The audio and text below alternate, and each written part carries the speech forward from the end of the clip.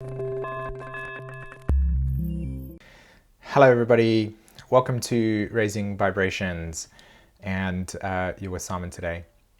So in today's video we're going to be looking at the solar eclipse in Taurus, and of course this is the new moon that is occurring for us, and this is going to be happening on the 30th of April 2022.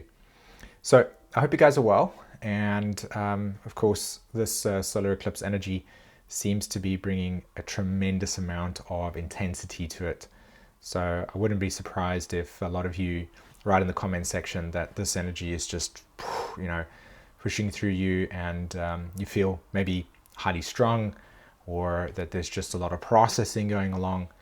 Either way, it seems like from the information that I've been able to observe from the outside world and speaking to people, that this energy is very intense and, not necessarily fun to navigate through. But that is always going to be not the entire case for other people. Like maybe this solar eclipse for you is bringing a tremendous amount of powerful healing, which I hope is the case, and that you're finding yourself deeply grounded during this time and benefiting a great deal from the tremendous amount of insights that are coming around with this new moon.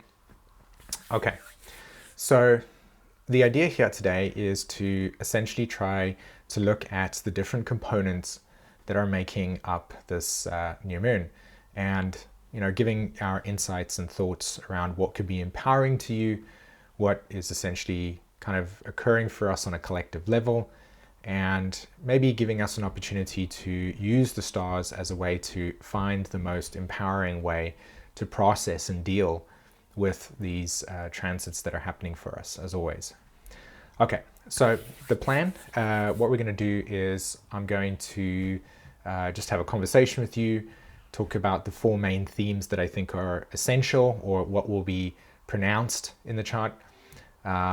And we'll look at some charts, and then we'll end off with a kind of summary today, okay? Now, this video is part of a playlist. You will find the playlist link down in the description of this video, okay? I want you to keep an eye on that playlist, because what me and Jen have done is we've put together just a whole lot of content to support you for the solar eclipse in Taurus. So that will all be posted in the actual playlist itself. So enjoy. This is our gift to you. We feel an opportunity to deeply serve our community and be able to give a lot of supportive content during these highly transformative times. So I really hope that you find a lot of value in what that content is. Okay, so first things first is let's quickly, for those of you that are new to this channel, you're just kind of popping on, somebody shared this video to you and you're like, oh, what is Raising Vibrations?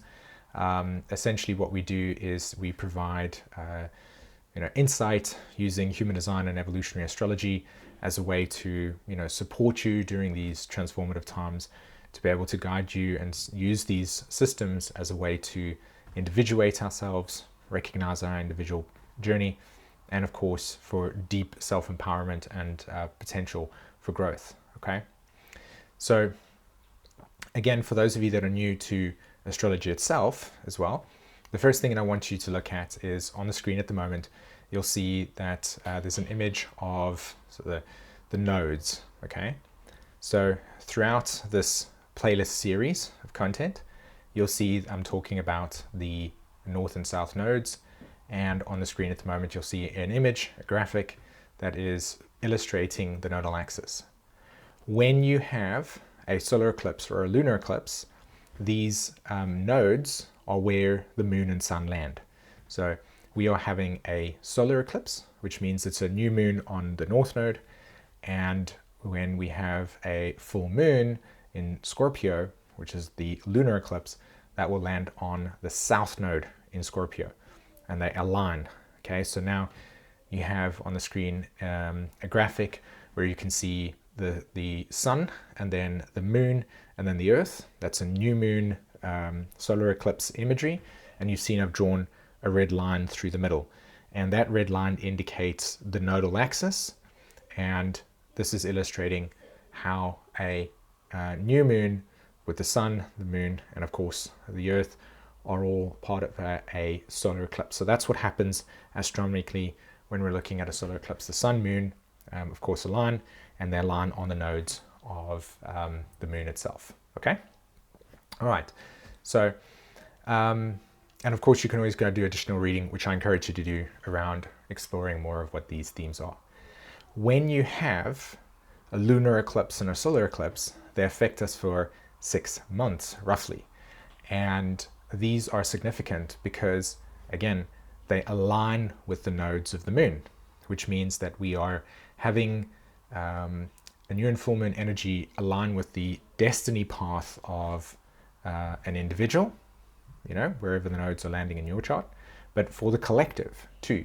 So they're high impact energy experiences that obviously deeply influence and shape our collective consciousness and how we tap into the energies that are available for us. Okay. All right. So the 29th of April, you'll see screen will come up now. And here we've got Pluto retrograde.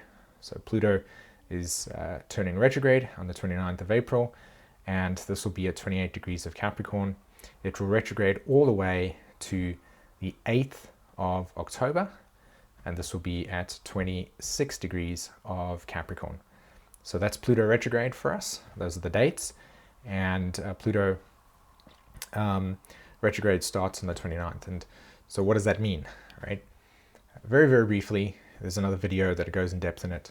The Pluto retrograde will symbolize a necessary returning to emotional and psychological attachments that we have been processing through when Pluto has been moving direct and for the last 6 months. And we'll just go back over those themes for us. So we'll have certain re-emergent or reappearing dilemmas or situations or circumstances come back for us, and we'll get an opportunity to re-engage with them in a different way because we've already been exposed to the original issue. And of course, what that means for you specifically is you would need to look at where Pluto is in your chart and what house it's in, and then be able to synthesize that. Okay. All right. So Pluto retrograde, as you can see, 29th of April, and then it's at 28 degrees of Capricorn and retrogrades all the way to the 26th of Capricorn. And this is on the 8th when it turns direct, 8th of October. Okay, so let's have a look. What else do I have for us? So there's going to be 4 main themes that I want to address today as part of the solar eclipse. Now, in the first solar eclipse video, just kind of the portal video, I talked about how this solar eclipse for us speaks to, at an individual level, a few things. It is the emergent awareness of your individual needs and the recognition of your inner space in relation to what you interface with, what you interact with. Okay, so Taurus very much speaks to our relationship to our inner self. So another way to see this is you're going to bed at night and you're thinking about things in your life and you're busy processing what is taking place. You're having an inner dialogue with yourself, this relationship to you, not to the people, but to yourself. You know, when you're in a quiet space, you're reflecting on your own life, you're connecting with your own experiences. This is this Taurus element, right? Our relationship to ourselves. So there's a strong emphasis, of course, with the solar eclipse of really having a connection to and cultivating a connection to our selves, so our inner self and how that works. The second theme that we want to talk about has to do with our environment. Okay, so this inner relationship to ourself is theme 1, and the second theme is our environment. And what I mean by this is 2 things. What is your relationship like to your environment? Taurus is very much about the senses. So you're in an environment. How are you present and aware of the environment you're in? How does that environment support you or not? And then thirdly, what is your relationship to the realization of that awareness? Do you see it as, okay, well, this is what it is? Or do you get an inner sense that, okay, is this environment supporting me? Do I feel supported in this environment? Do I feel like this environment nurtures me and grows me? And if the answer is yes to many of these things, then hey, if not, there's an opportunity here with this energy to begin to look at and connect to the physical environment in which you're in, your senses, and to say to yourself, like, is this where I can be, this is where I can grow? And you think about it in this context. If you took a plant or an animal and you put it in an environment that is hostile to its natural nature, and then you kind of observe its capacity to survive, well, we will know that maybe there's a possibility that it could survive. But for most of our observation of this exercise or experiment, we'll see that the likelihood of the plant or the animal will not. It's not adapted to this environment. And so it's very similar to the biology of our own senses and the biology of our own psychological and emotional relationship to the physical environment that we're in.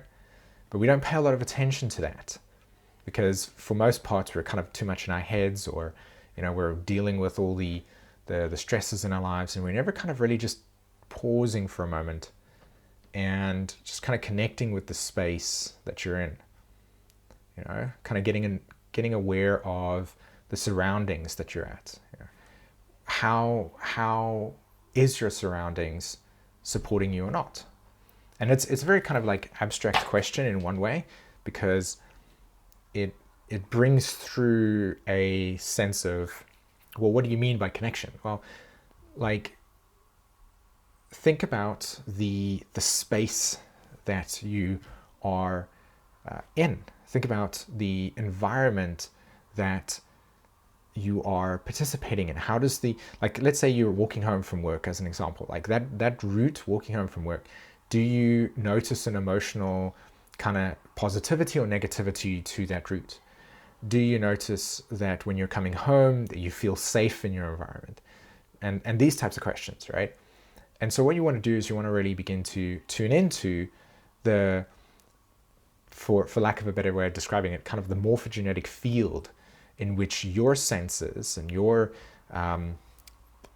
perception of reality is interfacing with. And again, asking the question, like, do I feel nourished here?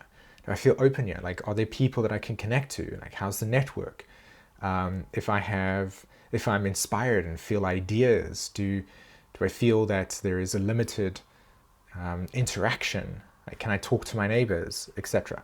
It's really feeling into the environment that you're in and asking yourself, like, does it bring me joy? Like, do I feel upbeat and open and excited about the place that I stay? And if the answer is no, then there's an invitation here to begin asking yourself the question, maybe I can break some of these ideas about where I should live and how I should live, and think about, if you're in a position to do that, of course, to change the location. And with the Scorpio energy that's coming up, there's a potential, the possibility of looking at what attachments you have and asking yourself, do these attachments truly serve me? Do I feel nourished by what I give my time and energy to? Okay, so kind of that thing there. The third theme is resources. Okay, resources in the context, and I've talked about this quite a lot in different videos, but resources in the sense that, what skills do you have? Like, check in with yourself as in a very Taurian way. If all of the comforts that we had were taken away from us, how would you survive? What are your survival skills like? What are your, if you take your home, for instance, let's say for some reason there's an event that takes place and you don't have candles in your house, or you don't have batteries, or you don't have certain things. Like, where's your first aid box? Like, this is Taurian themes, because it's our connection to the things that we may need that we don't think about often, but when in a situation, they'd be handy. Do you know what I mean? So this is a great opportunity to connect with the deeper, more subtle landscape of the environment in which you are in, and to look at some things that may not necessarily be on the forefront of your awareness, but in a period of, say, crisis, for instance, or a period of change, or whatever that may be, it's good to have these events, right? These tools, these opportunities, these situations. So, just kind of checking in with what resources you have available that you could use that would be there, but otherwise wouldn't necessarily lean into, right? Your stocks. Also resources in a different way, like let's just define it as, if you could say, write down 5 quality traits that are abundant to you. I was doing some work with somebody on Friday, and we kind of looked at certain qualities in the person, and we said, these are resources that other people can utilize, that are part of your personality structure, that you bring to a conversation. So the question is, within us, like if, for instance, you were proposed with a situation or a scenario, and the questions were, what 5 quality traits would you say give value or quality to a community? So a community exists, there's a bunch of there's like people around, and you're standing in a circle, and the question is, what can you contribute to the sustainability of the community? Right? What would you answer? What would be your skill sets? What would you say would be highly tradable assets that you have innately in you that are available at any point, right? So do you love logical, mathematical process? So you'd be somebody that would kind of help the communities like process logical sequence of how things could be put together, as an example. Another person could say, well, I really love working with my hands, right? These are my skills. I can utilize them. They're beneficial to giving to community structure. So an exercise that you could do is, what skills do I have? What could I utilize? What could I access within myself that are resources? Okay. And then, of course, again, kind of reaching out to wider, broad environment and understanding what type of resources you have in terms of friendship or friends or people around you. And, the internet, as an example, could be a resource. And depending on where you are individually within yourself, the capacity to connect with or intuitively, form a psychological relationship to what these resources could be, is a very Taurian thing. It's the synthesis. So again, you may, for instance, want to start your business, and you've got a fantastic service that you want to provide to the people, but there are certain procedures and steps that you need to go through. How do you see yourself interacting with it? Do you feel like this is a big task? Do you consider yourself then in that situation to say, like, okay, yeah, there's a bunch of things I need to do, and I can always go and ask this person for advice about how to do that. I can speak to this person about how taxes are, and it's the recognition of the environmental resources that you can utilize to support whatever it is and to grow the thing that you essentially want to nurture and protect, right? And build and give back to. Because Taurus very much is about the capacity for saying, okay, well, I've got like 12 breadsticks, and every day 5 people walk past that benefit from me giving them breadsticks. And so, you know that you can provide that to people because you yourself can bake breadsticks. You know what I mean?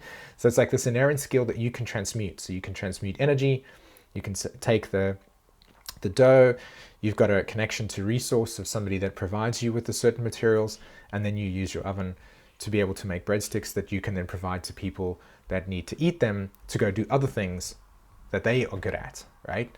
This is kind of this relationship between Saturn and the nodes at the moment. Right? It's this interconnected relationship between community dynamics and skill sets right? And kind of really checking in with yourself and asking yourself, like, well, what skill set could I develop within myself? Like, how could I make myself more valuable within a community structure, right? And how does that support and grow my environment around me?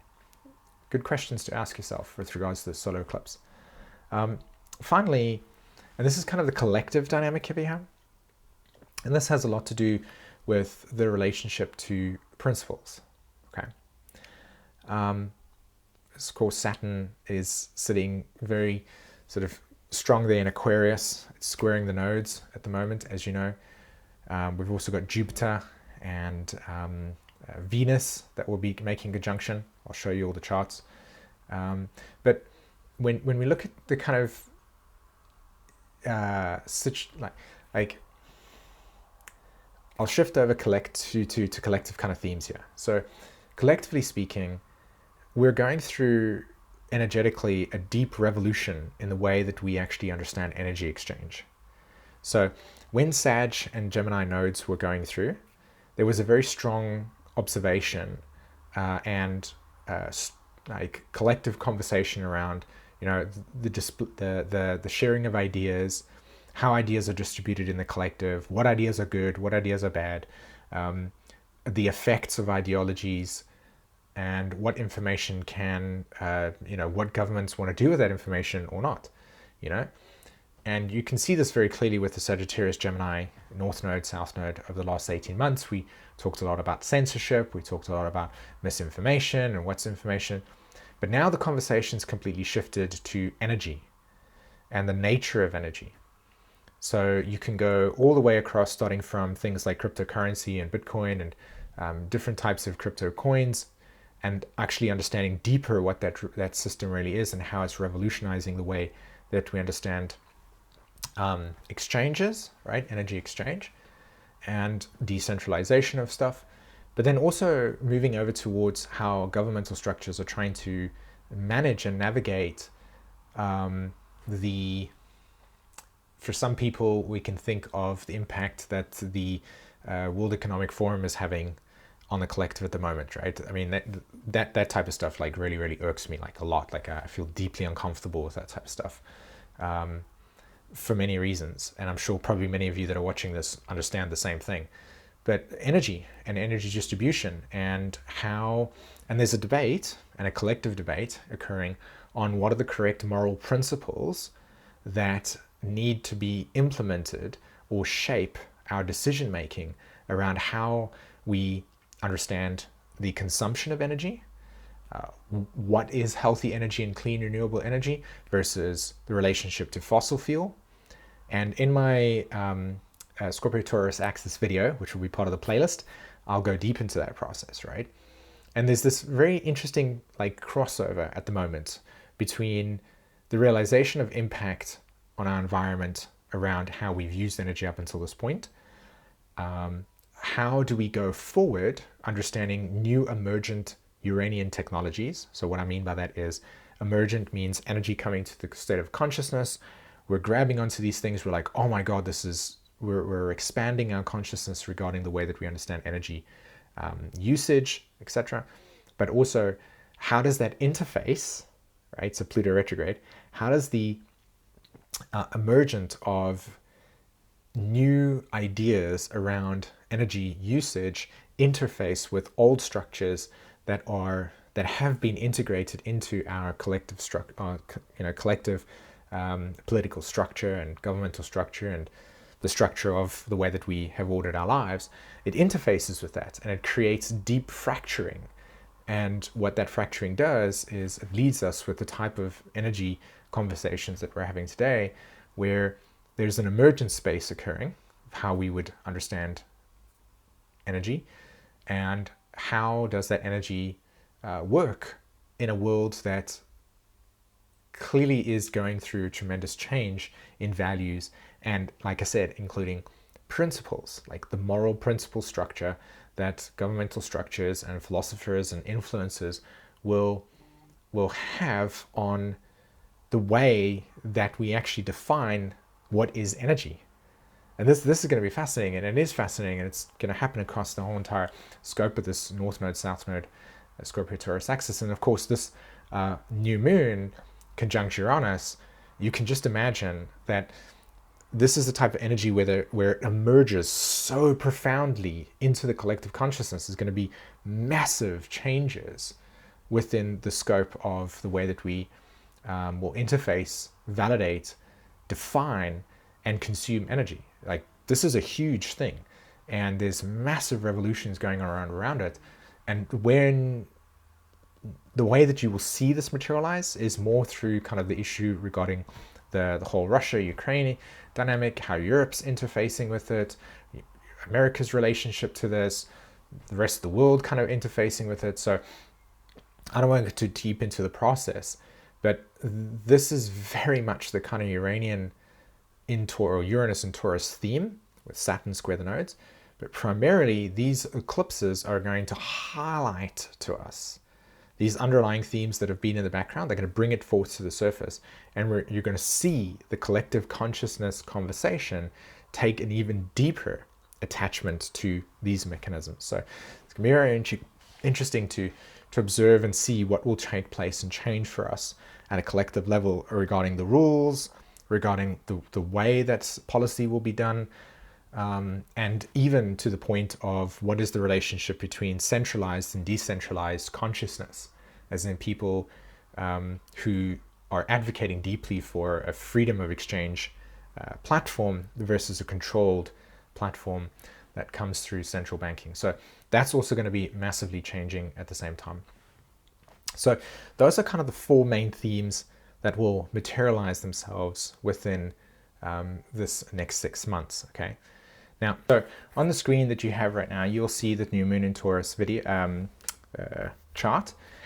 And of course, the things to note is the Pluto retrograde sitting there in Capricorn at 28 degrees.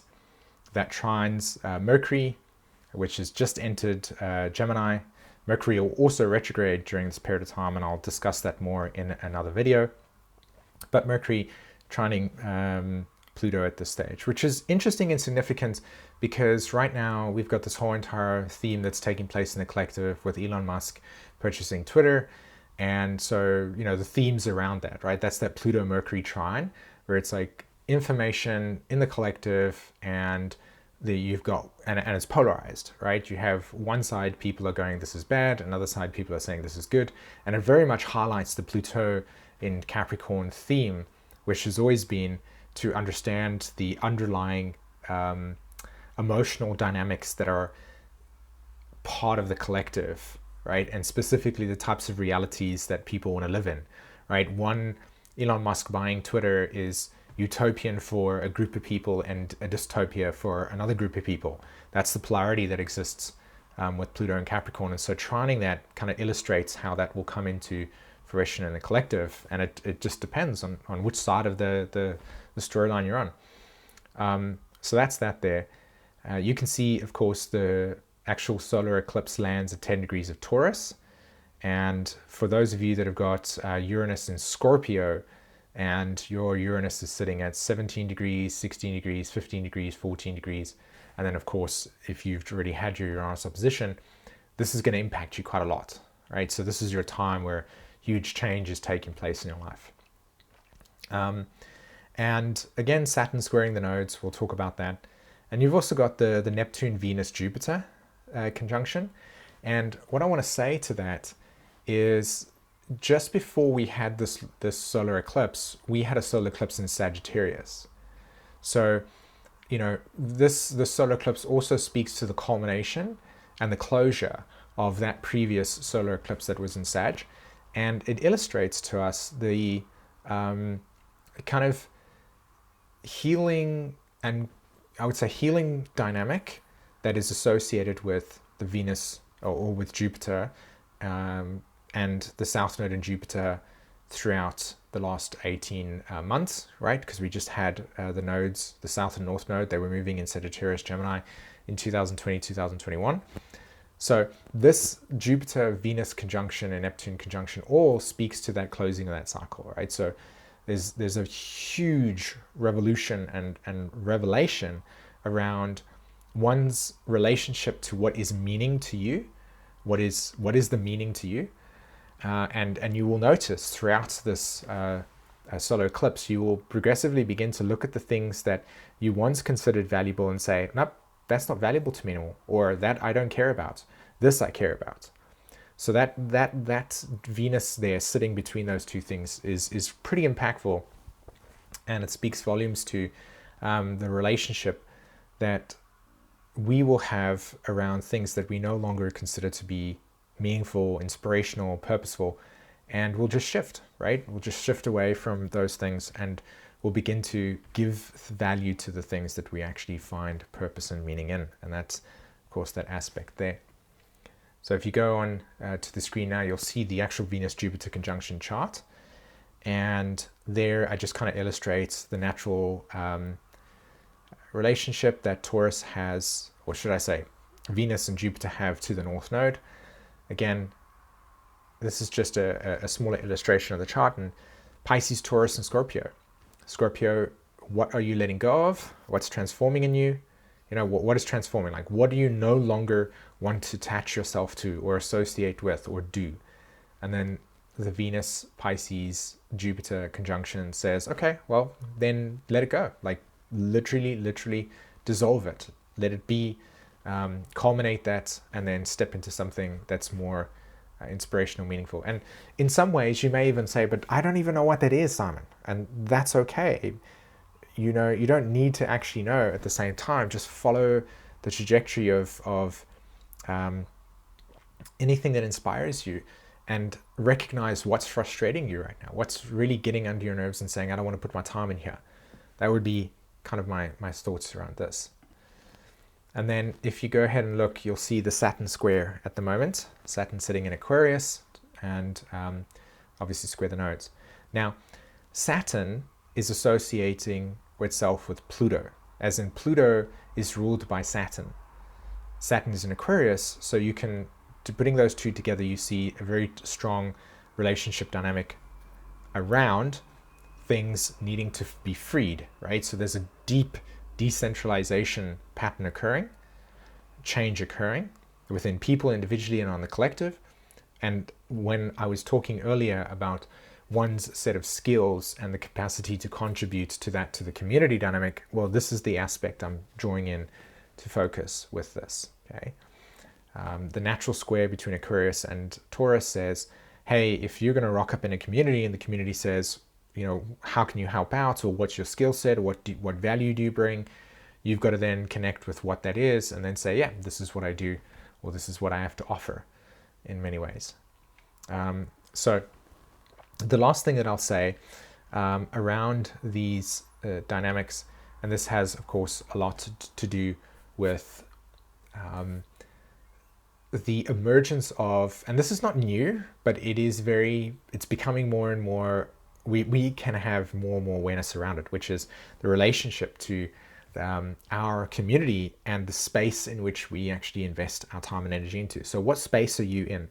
You know, are you in the astrology space? Are you in the, you know, healing trauma space? You know, what space do you associate yourself with? And are you starting to notice how you're aligning with the value structure of those spaces and getting a really strong sense of seeing yourself mirrored in that space that you're in? So what is the space that you're in? What do you notice yourself going towards or gravitating towards that you find interesting? And maybe asking yourself, how can I contribute to that space? Okay, cool. All right, my friends, I really hope that you got a lot of value from this video. And like I said, if you want to know more about the Pluto retrograde and other videos that I've created, you'll see in the playlist. I've put them over there, and there's also something very, very, very special for you guys too that we're very excited to give to you guys. So I really hope that you enjoy that. Let me know in the comment section what you thought of this video in terms of just value for yourself. If you like the video and you think that it's going to help somebody else out, of course, share it. Make sure that you subscribe to the video if you haven't and you're new to Raising Vibrations. And as always, tell the algorithm that you liked this video by pressing the like button as well, okay? All right, so until the next video, have an amazing day. Enjoy the solar eclipse, even if it may be intense, just breathe through the process. And that's it for me. Thanks, guys. Bye.